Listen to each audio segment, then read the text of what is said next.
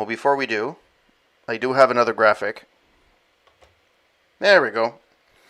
Like I normally do at the end of a playthrough, I like to actually go through my thoughts of the game after freshly having finished it. It's not my final review, but it's my review from the top of my head of how I thought Valhalla was, um, and how everything was, and how the gameplay was.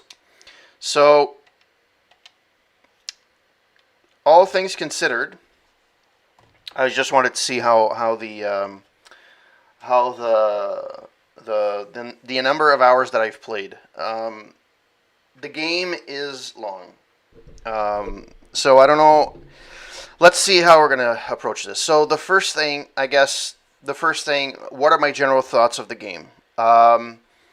I'm gonna try not to spoil it for anybody that hasn't played it. But I want to give my thoughts on how the game was in my eyes. Um, I have to say, Valhalla compared to Odyssey, it took me a lot longer to get into it. I kind of got into it a little bit more towards the end. However, I do feel the end game, so the last like maybe 2 3 hours, there's way too many cutscenes for times that you actually play. Um, so from that perspective, just a general idea.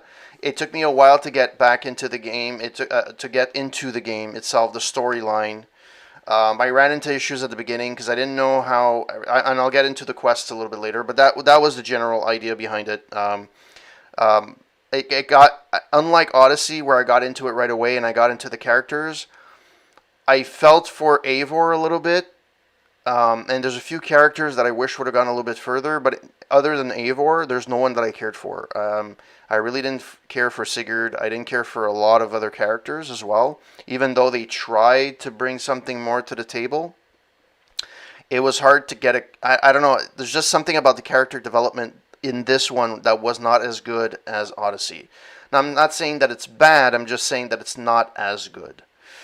So that's my general consensus of the game. It's not as good as Odyssey. I think it's better than Origins. It's not as repetitive. It is repetitive in some sense of the word, but it's not as repetitive as Origins.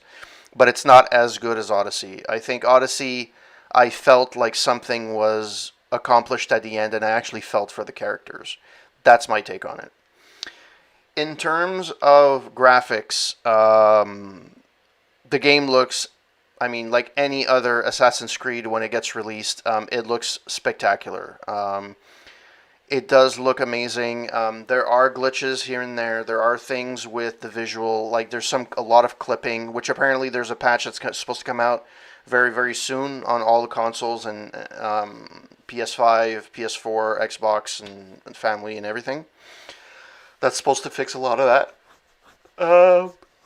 It looks absolutely spectacular. I'm still part of the the one of the parts of the most one of the most exciting parts of the game. It's still doing the synchronization, looking around and discovering, just the look of the whole land when you're doing that is just beyond amazing. It's really, really cool. It's really freaking awesome.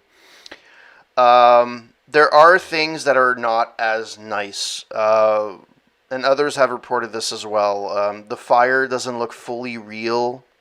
It looks like it's tacked on. So you kind of feel like, yeah, you burn if you go through the fire, but the fire itself doesn't look like it's burning anything. It looks kind of off. But that's always been a thing with Assassin's Creed. Another thing that I was disappointed in was the water. The water, when it's still or you're going on top of it, is absolutely gorgeous. It's amazing. It gets a little bit more muddy when it's a waterfall, because the water is way too clear. Yeah, I could get it that, like, okay, it's a spring water or a spring waterfall, but at the same time, it's way too clear. I know there's no like pollution, or as much pollution as there is now, but the water is way too clear. Like there's no, it's way too perfect. I mean, it's just that's a little bit of a gripe I have. It's not That's for me. That's not. I know most people probably didn't give a crap. For me, it was a little bit like weird, but there were aspects of it that looked really awesome. Like when there's a reflective of the sun or the moon on the water, it looks absolutely spectacular. Or from far, if you look at a waterfall from far, it looks absolutely gorgeous. So from that perspective, the visual aspect of it is actually really cool. It looks really awesome. It reminds, and there's going to be a lot of comparisons of this with The Witcher 3 because it kind of a lot of it looks very similar. Um, there are aspects that look better in this game than they do in Witcher 3, but there's still things in Witcher 3 where it's actually nice. The one thing I really liked was the character model for Eivor. Now, I played the male model, I didn't play the female, so I don't know how it looks when you play as a female. But Eivor as a male, I love the detail on his face. And the one thing that I always, that's a criticism that I have of Valhalla, and not Valhalla, but of Assassin's Creed, and this is not just for Assassin's Creed, this is for everyone else as well. Very often the main characters are very well drawn out, and when you get to secondary characters, like in side quests, it looks like they're not as fleshed out. Like they don't have as much detail. They look a little bit more robotic, and it takes a bit away from everything. But other than that, from a visual perspective, it looks really good. And what I love about it is that the population is dense enough for what it is. So, like, if you go through the woods, you'll see animals scurrying all over the place. You'll see moose, deer. You'll see rabbits, snakes in some cases. So it's actually really cool. And when you get to a town, the town feels like it's being lived in.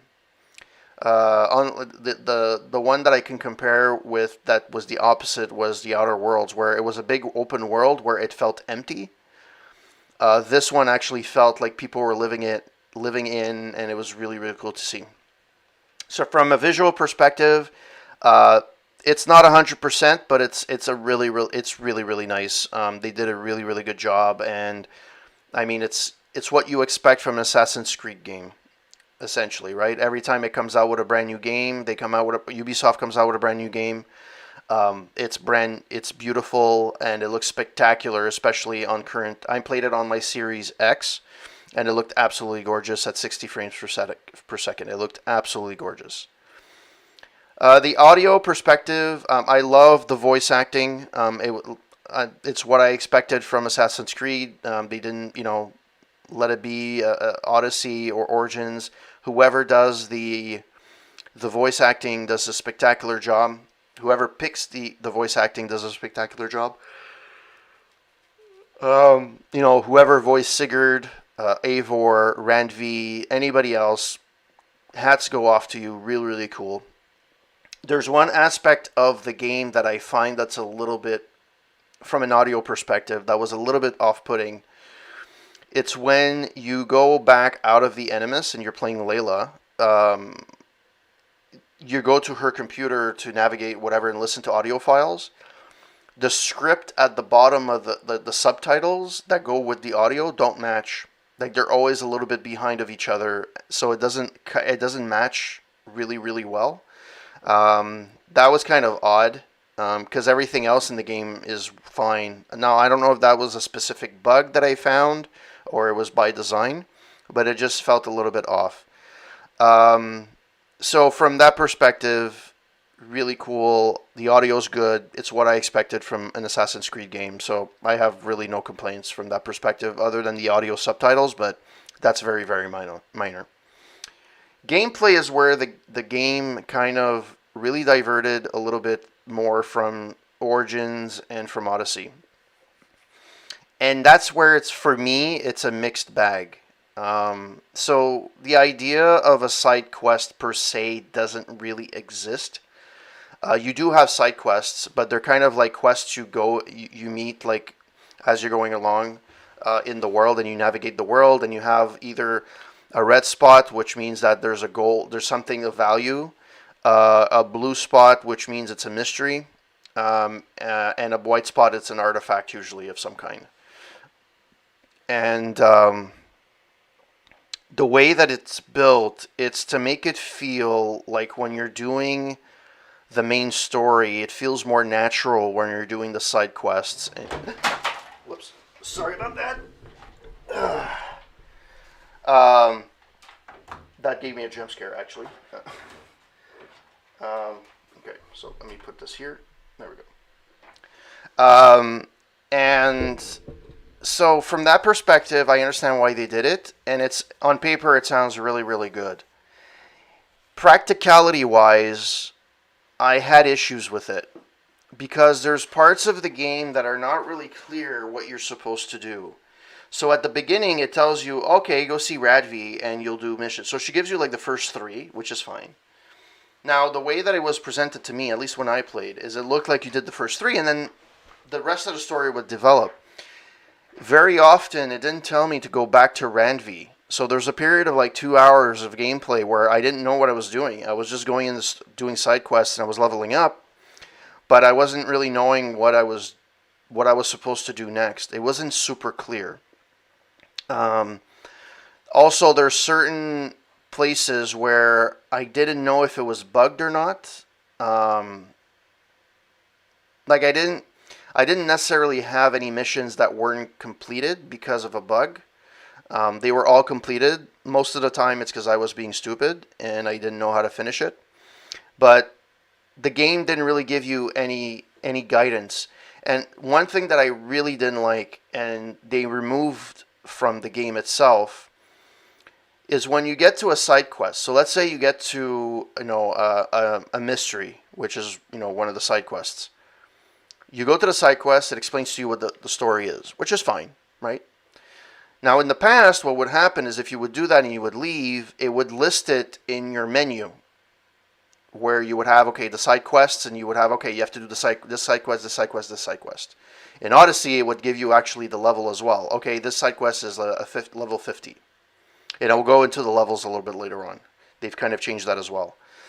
But it actually tells you, like, okay, you did this is a side quest you need. If you want to continue, this is the side quest you need to continue. Here it doesn't do that. Here it gives you, okay, it gives you a mark on your map. But if you leave, you kind of don't know what the mystery is. You have to go back to the site, ask the people again what you need to do, and then you can actually continue the story. So if you don't do it right away, it's not practical and you don't really feel like doing it anymore. Like, it's useless. So basically, if you get to a mystery point, you kind of just want to go and take a step back and do it instead of going forward in the story. That I found a little bit iffy. And even some of the side quests and some of the mysteries are not clear. Like, sometimes they explain to you what you need to do, and I guess that's the whole point. It's a puzzle thing. But for me, if the puzzle takes more than 5 minutes, like, I don't care. I'm not going to do it. Now, I ended up leveling up enough to finish the game. But still, it kind of, it takes away a little bit from the story. So from that perspective, I wasn't very keen on how they did that. The leveling system changed. So instead of an idea of leveling up with XP, you have the idea of having power points. So if you gain enough XP, you gain power skills. And then based on that, you have a skill tree that you can improve your skills on.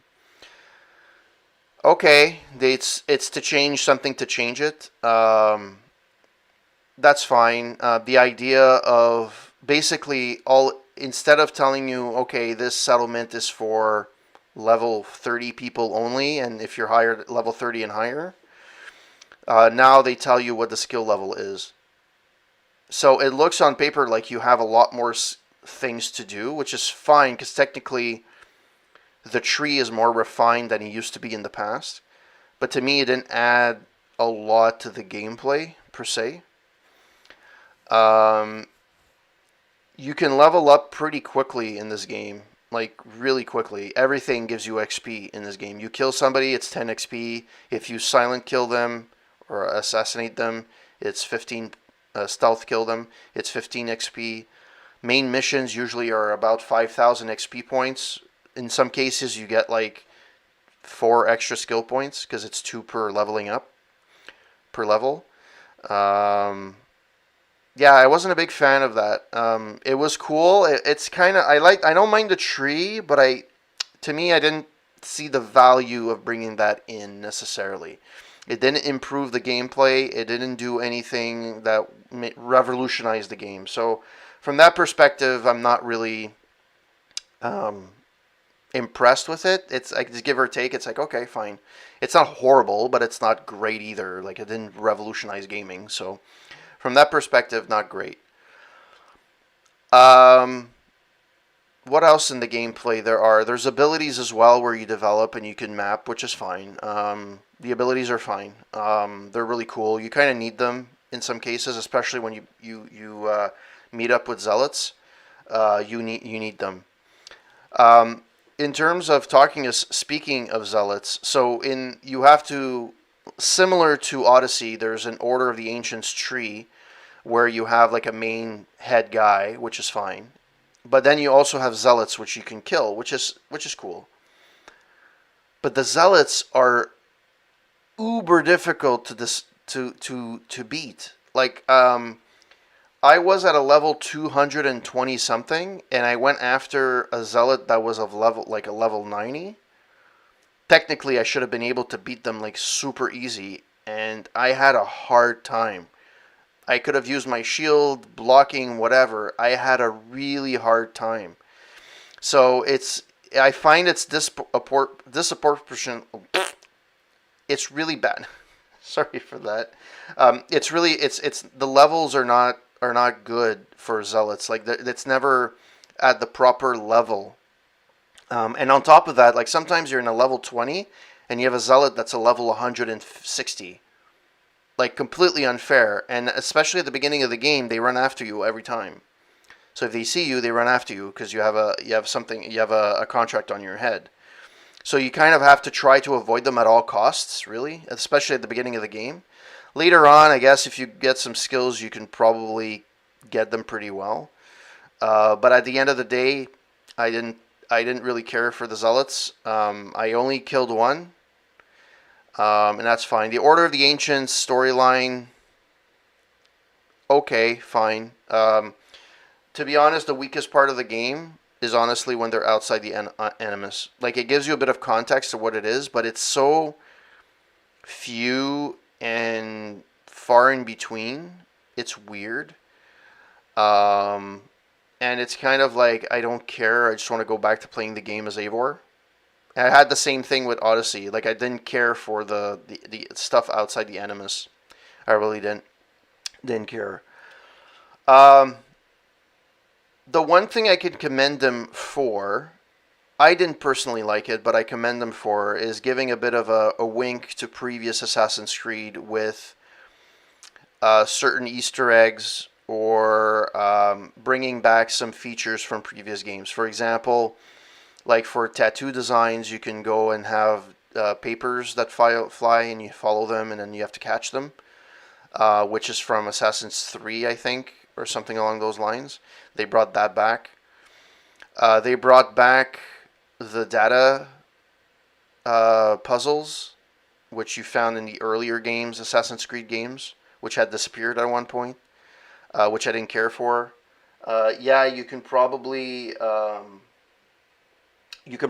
gather like everything, solve everything if you find them, which is fine. You find them randomly in the game, but I just didn't care for them. I think I did the first two that I met, and after that I didn't care. There's a couple that were way too. Again, it's if it took me more than 5-10 minutes, I didn't care. Like, I just did something else, and you don't need it to finish the end of the game. So from that perspective, I don't think it did anything for me. Some people might have liked it, might have like been, hey, great.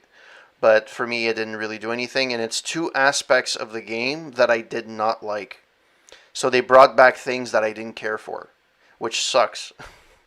um, but having said that, one thing I did like the fact that you didn't have any water battles like Odyssey. They didn't rehash that part of them, and I thought there was going to be some because you're kind of on an island in England, and you kind of travel from one part to another through like by boat. But they didn't actually incorporate that, and I kind of agree with that because it's not. It's no, it's not there's no pirates. There's no idea that you were actually just making sure that England was being taken care of and you were making allies and so on and so forth. So I did appreciate that from that perspective. Overall, if I had to give a score, which normally I don't, would I recommend this game to somebody? Um, so without giving a score, and if I was talking to a friend and they were saying, "Hey, should I buy this game?" I would probably say, if you're a fan of Assassin's Creed, yes. If you're not, no, because you're gonna hate it. And I know that the last time I played this game, Assassin's Creed, was when I played Odyssey. And right after Odyssey, I jumped into Far Cry 5 because that's had just been released, and I wanted to play Far Cry 5. Great. I got fed up with the Ubisoft gameplay. So I stopped after like I think 5 hours of gameplay with Far Cry 5. I just never got to it to finish it because I had Ubisoft Assassin's Creed fatigue, and I just couldn't get into into another Ubisoft game like back to back. And I think this is going to be the same thing. I didn't buy Far Cry 6 this time. I may buy it at one point, but for all intents and purposes, I right now no. I'm going to play something else completely to get to cleanse my palate a little bit, get something else under my belt, and maybe I'll play that eventually. I still have to play Cyberpunk 2077 at this point, which I'm assuming by the time I get to that game, I'm not playing it right away. By the time I get to that game, I'm assuming most of the bugs will be ironed out. I have a Series X, which for most cases, you had them regular glitches and stuff like that. A lot of people had technical issues with Valhalla. I had the game crash on me quite a few times. Well, quite a few times, like 2, 3 times. However, the thing that really got to me was the fact that at one point my save files were corrupted. And if you go to Ubisoft's forums, they tell you, "Oh, just press continue and it will continue." And basically, the file was corrupted, but it's still loaded. The problem is I couldn't use any of my weapons, or I could use only like my special weapon. I couldn't use like my main weapon of choice, and I had to go back to a save that wasn't corrupted, which I pretty much lost like an hour and a half of gameplay, which kind of really sucked. Now I do not know what caused that, and thankfully that happened to me once. It didn't happen to me again, but I'm happy that it didn't happen more than that. And I can understand somebody that spends 60 hours on a game and that happens and you can't load a save, they just quit the game. It's something that yes, some players are going to be persistent and they're going to play it, and continue. But some of them are just the casual players are just not going to play it, and you can lose a lot of players that way. So I'm hoping they fix that with the next patches that they release. Other than the save bug, which is really like a problem, and I've never really had that with any other Assassin's Creed ever. Even with the original games, with Origin, with Odyssey, I've never had that issue. Other than that, it's the normal Assassin's Creed bugs. Sometimes you'll have like you'll try and fight somebody, like one of the soldier or one of the guys that you're supposed to fight, like a small, like a nobody, and like because you're not hitting him in the right spot, he doesn't get any damage, but you see the axe go right through him. So it means like either he would have blocked it or he should have got hit. It shouldn't have just gone through him like a ghost. It's happened to me more than once during this gameplay that happened. Clipping, there's a lot of clipping issues. Like at one point they're hugging and they're hugging through, like the person's hugging and his arm is right through the chest. Like it doesn't make sense. But again, it's things that I kind of saw in Unity, Assassin's Creed Unity. I've seen that in Origins. I've seen that in Odyssey. I felt that it was a little bit more prominent here. And I don't know if it's because they were trying to rush the game out to get it on the systems, the new systems that came out, PS5 and Xbox Series X. But having said that, if somebody would come and see me and say, "Would you recommend this game?" I would say if you like the Assassin's Creed games, you're not a even if you're not a diehard, you might appreciate the Viking story. Um, but if you're just a casual player and you haven't played any of the Assassin's Creed games and you're kind of just jumping in, I would probably recommend them to jump into Odyssey more than Valhalla. Even Valhalla had potential. It looks very stunning, but I just found the story not as strong as it was in Odyssey. I didn't feel for the characters as much. If I had to give a score, probably 6.57 on 10. Uh, nothing too. It's not horrible, but it's not great either. I think I expected more from an Assassin's Creed game. Having said that, personally, I know they're going to come out with other Assassin's Creed game, just because it's a cash cow. But I think they should seriously step away from this franchise for a very long time. If you come out with another game after, have that as the closing arc for the reboot. But that's it. Like after that, put all your eggs in one basket for one game, make it spectacular, and finish it there. There's other series from Ubisoft that need a lot more care. Prince of Persia comes to mind. They should really consider making another Prince of Persia or rebooting that game or just continue the series. There's so many things they could do with Prince of Persia. They haven't done it. And it's weird that they did that with Prince of Persia because I remember Prince of Persia was really popular, and then they came out with Assassin's Creed, which on the surface kind of looked like a Prince of Persia light at the time. And I thought that they were going to do an Assassin's Creed, and then they would alternate between Prince of Persia. I never really played the Prince of Persia games. I should. But I thought they would alternate like the normal. But they didn't do that with that series. They did that with Assassin's Creed and Far Cry. They kind of interchange each other. And I think it's time for them to take a step back on Assassin's Creed. They're getting back to releasing games on a yearly or every 2 years. I think Odyssey was released in 2018, I believe. I played it in 2019 when it came. I think it's when it came out. I'm not sure. But in any case, they come out on a pretty steady schedule. I think they should take a step back now of Assassin's Creed. The idea is good, but I think it's starting to get a little bit too repetitive in terms of they're trying, and even now they're trying to come up with ways to make the game fresher. Like the leveling up has changed, the way that the map is working, with the skill points and stuff like that, which is fine, and I commend them for trying things. But at the end of the day, it's still an Assassin's Creed game, and the storyline is starting to get a little bit stale. I want them to close the arc now. It's time to close the arc. So, having played about 82, 84 hours of this game, I think it's a decent game. It's not a great game. In the Assassin's Creed series, I don't think it's up there in terms of game. I think Odyssey is, at least in the reboot, I think Odyssey is still my number one. Valhalla 2 and then Origins 3. Origins, for what it was, the reboot, it was great, but it was very, very repetitive.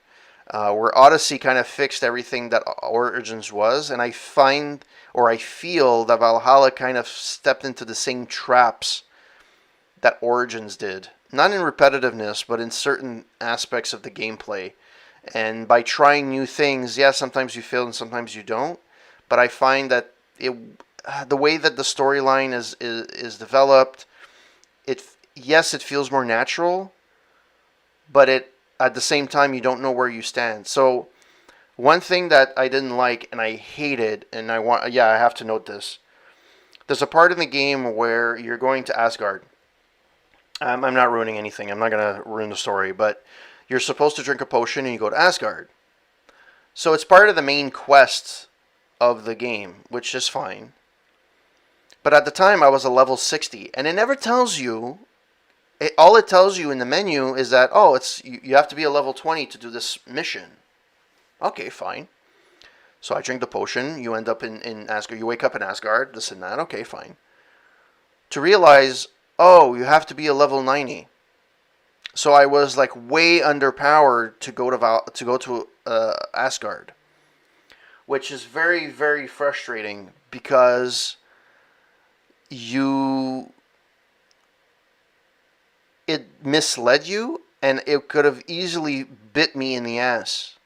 Because I had to redo the first section a few times because first of all, I didn't know what I was supposed to do. Then I figured out what I was to do, and I ended up getting it done by pure luck. It was honestly pure luck. I finished that particular section, and I was really not pleased because that is something that I could have easily left the game for. Like, that really pissed me off, and it didn't do that it didn't do that only that time. It did it as well when you have to do another part called Vinland, which is North America, and it doesn't tell you how much you have to be. Like, it tells you how much you have to be for the actual section, which is fine, but the actual game, the actual mission itself, it doesn't tell you. And to tell you the truth, even at the end, the last section that you just saw me play tonight, I was supposed to be at a level 340 or skill points of skill power of 340, and I went in with like 280 something, 284. So I was way under, and I was still able. Yeah, it was a little bit challenging in a way. If I would have leveled up, I would have done a little bit better. It would have gone a little bit quicker, but I was still able to finish the game. But it never actually tells you that. So from that perspective, so see, there's a lot of things that it's great, but there's certain things where it's not level and it's not consistent, and it takes away from the gameplay really. So from that perspective, I would give a 6.5 or 7 for this game. I think I would recommend it, but only for people that do like single player games that are long. It's a long game. This is even longer than Odyssey. Odyssey took me 70 something hours. This one game took me 84. Now, it's true, I got stuck at a couple of places, and there's a couple of hours where I got lost, not knowing what to do for the main quest. I didn't know what my next step was, and it didn't tell me anywhere in my missions or in my quests that I had to go see Ranvi for the Alliance map. It just literally didn't tell me, so I didn't know. And it's only after that I realized I went to see her by fluke, and I realized, oh, that's how you continue, and that's when the game started opening up. So a lot of the issues with the game, maybe it's the way that I played it, and I take full ownership of that. But at the same time, sometimes there were design choices for certain things that I did not appreciate. And I think for somebody that's not as adamant to finish the game or to play through the game, would have easily just quit. Especially if you have corrupted files, save files, it crashes. If you put all that together and you get that in a short period of time, yeah, you're going to quit. Look at what's happened to Cyberpunk, right? So I was lucky. I didn't have too many bugs in terms of corruption of files and stuff. But having said that, I could see how somebody could start Assassin's Creed and not finish it, really. And I didn't do half of the side quests. So, like, you don't have to finish the game or do a lot of the side quests to level up. You level up quite quickly. You do have to do some, because eventually you're going to have to actually complete some. But if, let's say, there's a side mission or a side quest you don't like, you just can let it go, and that's it. So, yeah, so that's my mini review of Assassin's Creed Valhalla. This is going to be uploaded on YouTube as well as my Twitch, and I hope that you guys like, and if you do like it, subscribe. And I do not know what I'm going to be playing next. I have an idea of what I will be playing. And in 2021, my goal is to revive my Retro Night in Canada and play retro PC games. I have a few games in mind for that, and I do have to complete Police Quest 3. I started it 8 months ago and I never finished it. So I should finish that. and I'm going to probably bring back my podcast as well at some point. But for now, this is me signing off. Thank you very much. If you like my Twitch stream, don't forget to go to aroundtable.ca, read my reviews. And you can also press the follow button on my Twitch. I'm not affiliate anymore, so if you want to support the channel, you can go to my Patreon, Corporate Gamer 9. And you can also give me a tip on my Streamlabs page. And in addition to that, you can read my reviews on aroundtable.ca. My latest gaming review I released, was an old review that I did, but I never posted it on Aroundtable. I posted it on my old site. It was Assassin's Creed Origins. And now I've done Assassin's Creed Origins Odyssey, and then I'm going to be reviewing Valhalla very soon, probably in the next few weeks or so.